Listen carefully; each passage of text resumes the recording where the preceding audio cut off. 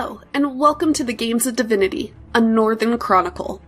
A Northern Chronicle is an Exalted 3rd edition game set in the northern direction of creation. Join us as we follow the adventures of the monster hunters Atlas, played by Lauren, and Ursa, played by John, with Becca as our storyteller. Hello everybody, welcome back to Exalted! Today, we find our heroes in a tavern, accompanied by a new friend. His name is Theus, and Atlas and Ursa are teaching him the finer points of a new skill, as well as recanting. Is that the right word? No, recanting's like recanting on your testimony. Yeah. Recounting. That's the one. Sorry. All the things being thrown at my players. They are retelling a story from their past together to their new friend Theus. Theus, this is a shot of whiskey. Have you ever tried whiskey? I know what it is. So you've never tasted it? It dulls the mind. Drives me nuts. Yeah, but you should try it, because it's something new. Something that you haven't experienced before, right? I guess in this environment, there is a little bit of a safety net. If something goes too far awry, I'm sure you guys would take care of it. Don't worry, I'll toss you out the window before the fighting starts. That does not help. I grab it and just sniff it a little bit and try and shoot it and start coughing. Ursa will pat him on the back a few times. You do this willingly. Takes some getting used to. Theus, have you ever tried vodka? Is it better than this? Bartender! So, while he's getting that order ready, have you heard the tale of the time that we freed the ghost village from the tyranny of the Fae? Your stories are always interesting. Ursa, you want to tell this one? Yeah, screw it. So, I don't know, this was a while ago. I don't remember exactly why we went up in the mountains. But we were up there. Flying around on the Angadas, I think, and we saw this kid fighting a bear. I mean, points for guts, but the kid wasn't doing quite that well. So I decided to fly down and give him a hand. Fighting the bear is generous. He was fighting the bear. He wasn't winning, but he was fighting the bear. No, he was not winning. Anyway, so I took care of the bear. I mean, nothing next to a hellbore. And, I met the kid, who apparently was having some troubles up in the village, so we decided to go up and check it out. We had some time to kill. Figured we could use a diversion. So, turns out, there was a Fae at the top of the mountain, demanding sacrifices from the villagers every so often. So, at this point, we kind of felt bad for him and decided to go up and have a conversation with the Fae ourselves. Remember what the Fae's palace looked like? There's a freaking castle in the clouds. Nah, something like that. Those Fae are, like, they got a bunch of weird crap going on all over the place. Anyway, so we went up there. The Fae was immediately hostile, which suited me just fine. Ended up fighting that thing and a bunch of hobgoblins. Between the two of us, tore the thing in half. Summoned a bunch of oozy things. Or yeah, and then comparable. They solidified into those little goblin things that we fought. No, those were a separate thing.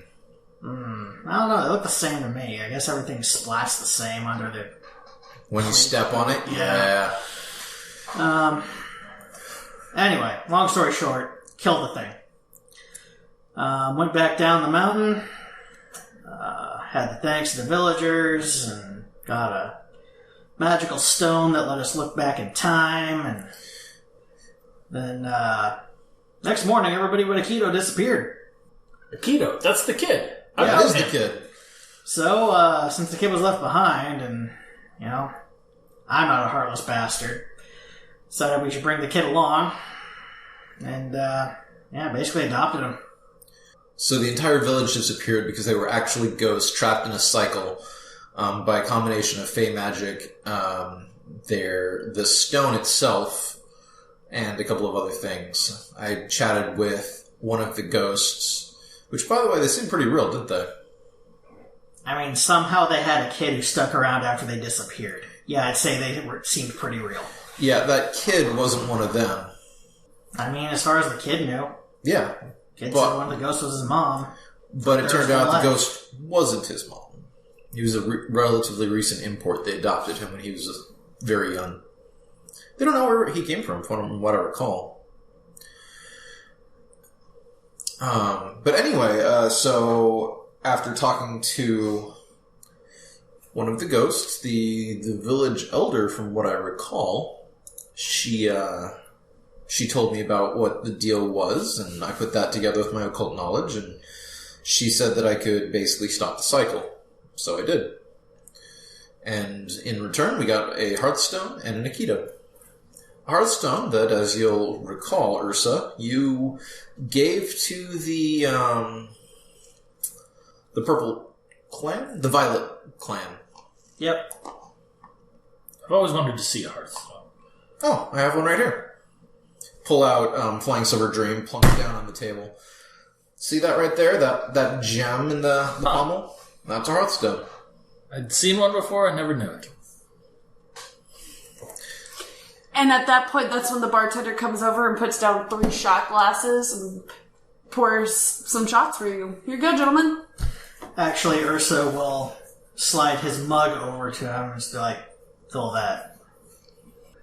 And he does so readily, as is tradition for Ursa and Atlas to pretty much tip their barkeeps. Obscenely well. Obscenely well. Like, people make jokes about buying so much stuff at an establishment that they put the proprietor's kids through college. We've done that literally. We've changed the socioeconomic status of various communities by showing up at somebody's bar. Yeah. So we slide the 3 shots in front of Theus. This is better than the whiskey, right? Yeah, but you gotta try them all at the same time. It's good quality stuff. Oh, it's great quality. Then yes, it'll taste better. Ursa lifts his mug, takes a pull. Yeah, not bad. Atlas takes a drink out of his cup like it was a shot glass. Mm-hmm. To the new. I take one of the shots, and I don't even know. It tastes better, but it burns just as bad. Rapid succession. Take the next. Take the next. Take the next. Take the next. Just get better. Just take another one. And last one. Don't You pressure can do it. the guy, Atlas. I go through them all, anyways. And I'm like, why does it burn so much? That's how you know it's working. It's like, is there anything that doesn't? Burn?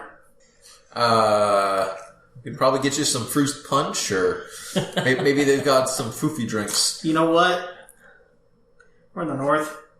See if the bartender has any mead. Good call. 3 meads. 2 of them barrels. And the scene fades out as the bartender brings over 2 small barrels of mead and a mug full for you. And like the camera's kind of zooming out the window, seeing you guys kind of enjoy. And you're basically just the 3 of you guys in a lone tavern, kind of just off of a road system somewhere in the north. Next time on Games of Divinity, a Northern Chronicle. You brought up 16-year-old boy. I just went there. We're on a highway. Basically, yeah. Except to white wall instead of hell. That's what. Who would just screw you? Now there's thousands. Oh, wait, no. I don't taste that good. I'm just saying. It's not the turn. Don't ruin my cool stuff with your silliness. I can do it. Oh my god. I hate that character so much. See, I either go for the person I could potentially hit, or just waste my time. problem is, you don't do damage, and he's gonna kick my ass.